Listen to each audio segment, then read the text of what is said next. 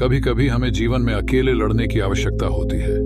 यह कहानी एक ऐसे लड़के की है जो अपने लक्ष्य की ओर आगे बढ़ने के लिए अपनी अकेलापन को एक सुनहरा अवसर बनाता है। एक समय की बात है, एक छोटे से गांव में एक लड़का रहता था।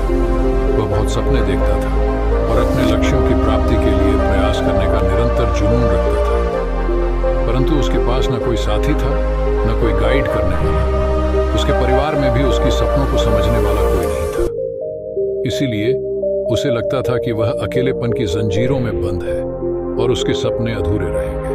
फिर भी उसने निरंतर मेहनत की और अपनी आत्मविश्वास की आवाज को बुलंद किया। उसकी इच्छा शक्ति और संघर्ष ने उसे सही दिशा में आगे बढ़ाने की शक्ति दी। एक दिन उसे अपने गांव के बाहर एक पुस्तकालय का पता चला।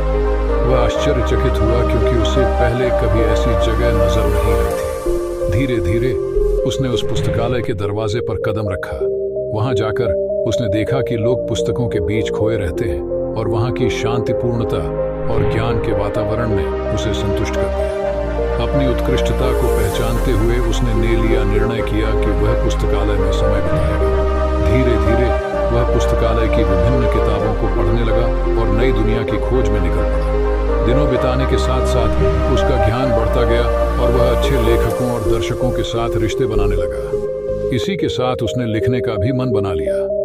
उसने कई लेख लिखे, जिसमें से उसका एक लेख प्रकाशित हुआ और उसे अवसर मिला अपने लेखकीय कौशल को दुनिया के सामने प्रदर्शित करने का। वह लड़का जिसने कभी अकेलापन को एक रुकावट समझा था, अब एक प्रेरणादायक उदाहरण बन गया। लोग उसे मान्यता देने लगे और वह लड़का अपने लक्ष्यों की ओर अग्रसर होने में सफल हुआ।